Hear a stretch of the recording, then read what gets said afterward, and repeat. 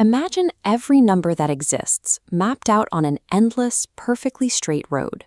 3, -1.5, even complicated decimals, they all have an exact parking space on this continuous asphalt. These are the real numbers. In calculus, this infinite highway is where almost all of your driving takes place. We organize that road using integers. These are the whole numbers that appear like distinct mile markers or elevator buttons. Above ground is positive, below ground is negative, and the ground floor is 0. In calculus, you will often use these integers as indices, a set of numbered instructions to keep track of steps in a long sequence. There is plenty of space between those mile markers.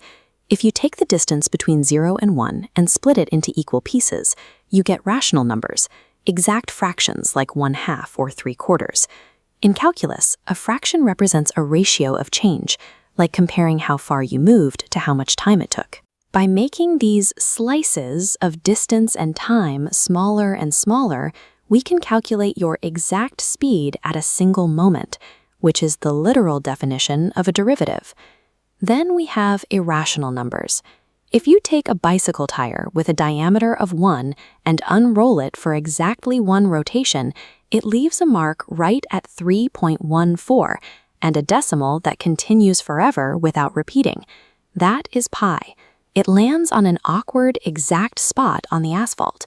When you calculate a limit, predicting a destination by zooming in closer and closer, you will often find yourself converging right on these strange, non-repeating spots. Eventually, you will run into equations that are impossible to solve on this flat road. For example, there is no real number you can multiply by itself to get a -1. To solve that, you take a drone and fly straight up, leaving the highway to enter a hidden vertical plane. These are complex numbers. You'll stay on the road for basic calculus, but this higher dimension is where advanced physics and engineering live. Knowing exactly where every type of number lives along this continuous stretch of pavement is the mandatory first step. Once you know the map, you can begin building the heavy machinery of calculus. Think of a field as a mathematical playground with unbreakable traffic laws. These rules ensure that no matter how messy your arithmetic gets, the system remains predictable and fair. This chart shows the 3 main behaviors you can always rely on. You can group additions however you like without changing the total, like sorting toys into different piles. A number outside a bracket must visit every number inside, sharing itself evenly. And every number has a mathematical partner, an inverse, that completely cancels it out, like a 5 and a -5 collapsing back to 0. You will rely on these playground rules constantly in calculus. Before you can find a tricky limit, you use these laws of arithmetic to clean up and simplify a messy equation so it doesn't break during the calculation. There is one rule that handles what happens when things multiply into nothingness, the zero product rule. Because 0 represents total emptiness, if you multiply 2 unknown things together and the final answer is 0, at least one of those starting ingredients had to be the 0. Look at this diagram. If an equation like x times x minus 3 equals 0, the rule instantly splits your problem into 2 clean answers. Either x is 0 or x is 3. In calculus, you use this to find critical points, the exact moments where a curve flattens out entirely and its rate of change is 0. These rigid traffic laws prevent your equations from crashing. They guarantee that our numbers will behave, allowing us to push the math as hard as we want. Back on the highway, we need to talk about direction. 0 acts as the exact center balance of our map. Moving to the right gives you positive numbers that increase. Moving to the left gives you negative numbers that decrease. This diagram shows how we define size. A number is greater solely because it sits further to the right on the road. The hungry crocodile mouth always points to the number furthest to the right. 5 is to the right of 2. -2 is to the right of -5. Because the larger number is always on the right, subtracting a left number from a right number will always leave you with a positive result. This physical left and right positioning is crucial.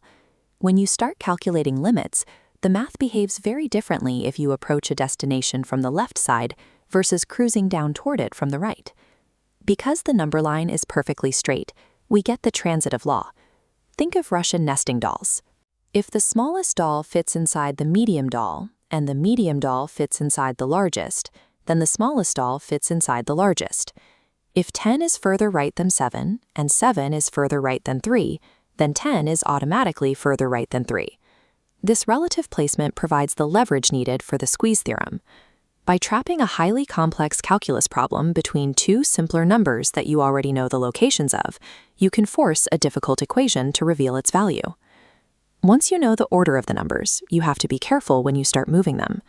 If you add the same amount to both sides of an inequality, the whole group shifts down the highway together. 5 is greater than 3. Add 2 to both, and 7 is greater than 5. It is exactly like two cars driving 10 paces forward together. The order stays identical. Multiplying by a positive number works similarly. It stretches the physical distance between the numbers, but the leading number remains in the lead. But watch what happens on this chart when we multiply by a negative number. If we take 5 and 3 and multiply them both by -2, it physically reflects their position across the zero center point. The numbers land on -10 and -6. The old right side is now the left side. Because they swung across the center, the leader is suddenly in the back, and the sign is forced to flip. Multiplying an inequality by a negative number is exactly like spinning a car in reverse at high speed. You are entirely changing the direction of the math. This flip is essential when you use derivatives to find the absolute highest and lowest points on a curve. Finally, we use these rules to trap numbers in specific zones. When we write that x is greater than 2 but less than 5, it acts like a fenced-in yard on the side of the highway. The number is allowed to roam freely anywhere inside that space, but it cannot escape the borders. We can make those borders strict by using greater than or equal to. Now, the edges of the yard transform into solid boundary posts. You are allowed to stand exactly on the fence line. In calculus, defining these boundaries is called finding a function's domain, the total legal playing field for a formula. You can even combine them. You might have a boundary that is greater than or equal to 2, but strictly less than 5. One side is a solid wall you can lean against. The other is an open gate you can get endlessly close to, but never touch. You'll use these mixed borders to stitch together complex, multi-part formulas called piecewise functions, precise boundaries, intervals, and directions. By understanding these rules, the abstract numbers on a page transform into a concrete, navigable map. With this map mastered, you are ready to put the car in drive and finally enter the world of calculus.